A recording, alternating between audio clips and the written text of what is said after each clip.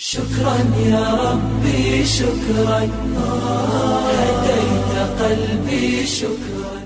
Dan penutup jilbab ini kemudian para ulama berbeda pendapat melihat fenomena yang muncul pada saat itu bagaimana cara memahaminya. Nah di sini yang kemudian kita akan terkait dengan pembahasan kita. Ya ini pendapat pertama yang masuk kepada berujung kepada ulama besar bernama Ibnu Sirin.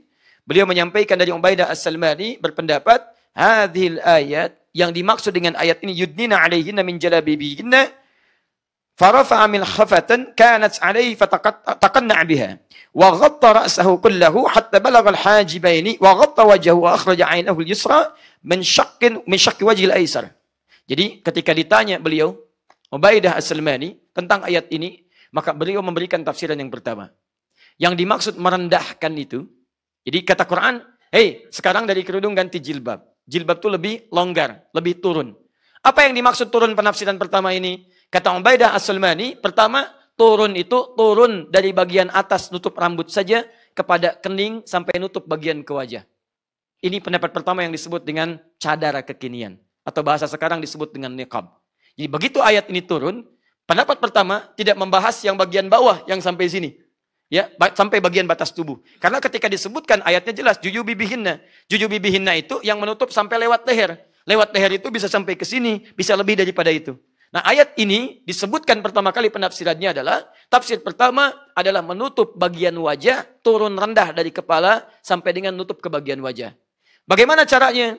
Baik, mari kita lihat. Ketika ditanya tentang itu, beliau menjawab langsung mengambil kain. Itu dicontohkan oleh beliau.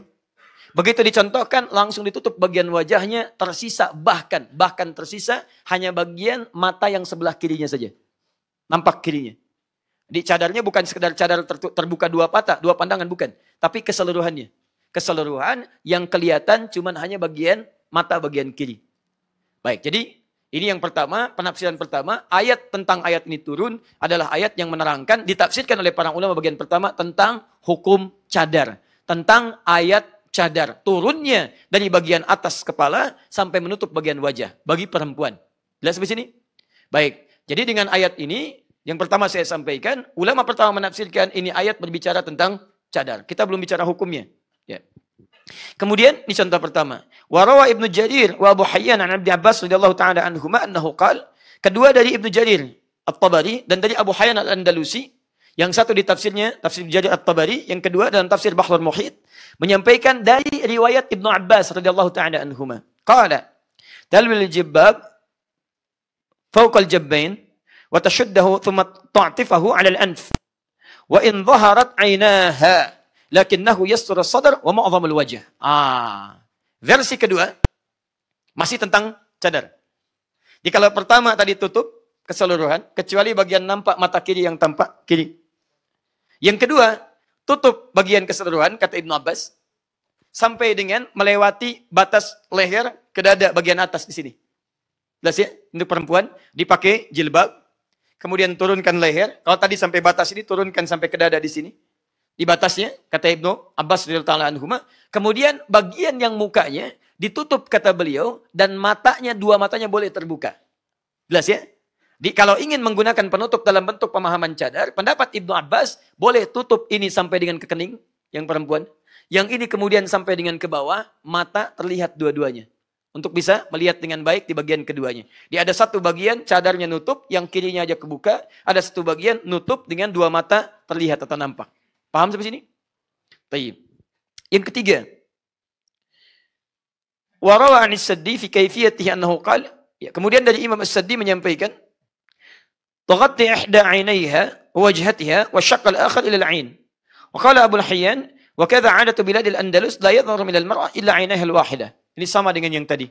Kalau ayat ini dipahami dengan cadar, kata para ulama, maka pemahaman yang pertama adalah boleh tutup bagian wajah, boleh kemudian terbuka hanya dua matanya saja. Bagi akhwat yang ingin pakai cadar, Anda boleh kenakan tutup bagian wajah dengan kedua mata terlihat. Atau boleh silakan kalau nampak lebih nyaman, Anda tutup kemudian bagian satu mata yang kiri yang tampak. Jelas? Dan saya tidak temukan pendapat ulama yang ditutup keseluruhannya dengan mata-matanya. Jelas ya? Nah, itu yang tidak boleh. Paham ya? Jikalaupun pakai cadar, jangan berlebihan. Ada sebagian memudahkan untuk berinteraksi dalam keseharian. Paham? Baik. Dan ingat, Ketika jilbabnya digunakan, ada kalimat satar di sini. Penutup yang lembut. Yang kira-kira kalau digunakan untuk aktivitas keseharian pun bisa mudah dan fleksibel digunakan. Untuk makan, gampang dibuka. Kan? Ketemu teman yang sama akhwat, gampang dibuka. Jadi jangan sampai juga menyulitkan. Mau makan, rapat ke sini. Susah gitu kan. Nah, atau mau melihat misalnya sama akhwat, dibuka susah. Disilakan cari penutup yang nyambung ke sini, mata dua terlihat, atau salah satu misalnya tidak nampak. Yang paling ringan biasanya, tutup dari sini sampai bawah. Jelas ya? Taim. Selanjutnya ada pemahaman yang kedua yang dimaksud di sini. Yang dimaksud adalah mu'zamul wajhi sampai ke juyub bagian bawah. Ya, nanti kita lihat teman-teman sekalian.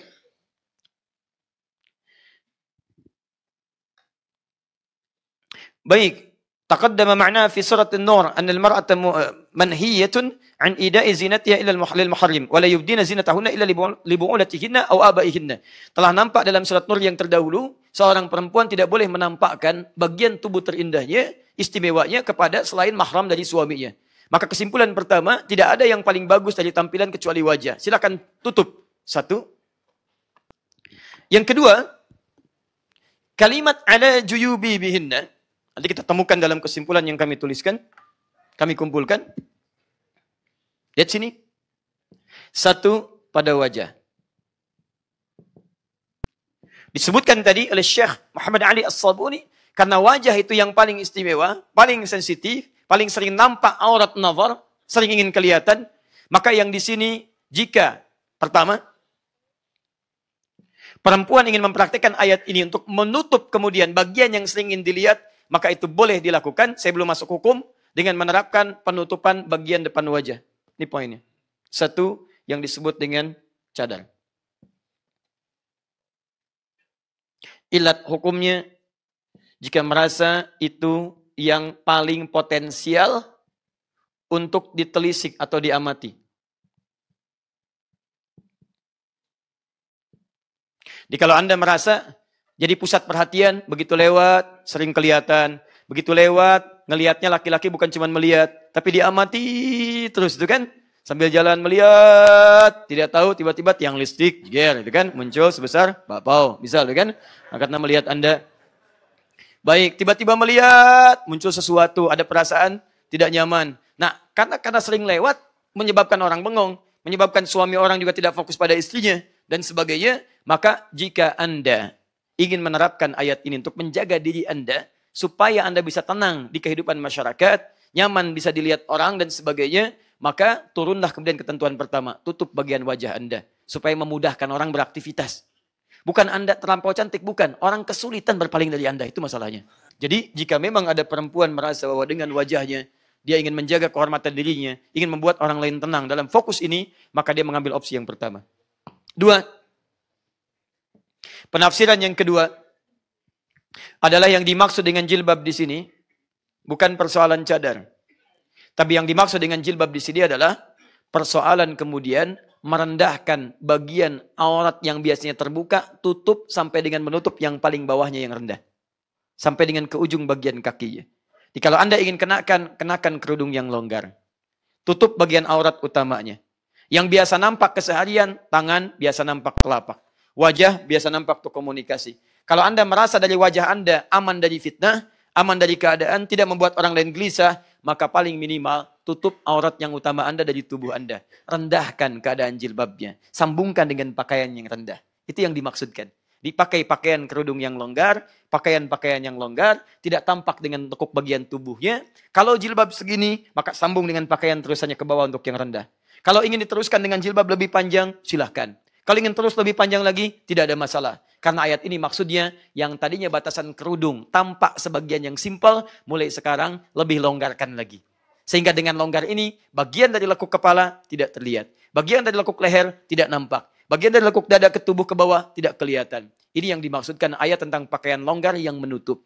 Dia yang disebut dengan jilbab syar'i adalah jilbab yang bisa melindungi keadaan tubuhnya. Sehingga tidak nampak aurat-aurat yang seharusnya kemudian ditutup dan tidak terbuka dalam kehidupannya. Paham sampai sini? Jelas ya? Jadi kalau misalnya ingin pakai jilbab, jilbabnya segini, teruskan dengan pakaian yang longgar ke bawahnya. Kalau misalnya segini, bagus teruskan lagi ke bawahnya. Kalau ingin terus sampai bagian bawah, juga boleh, tidak ada masalah di sini. Paham sampai sini?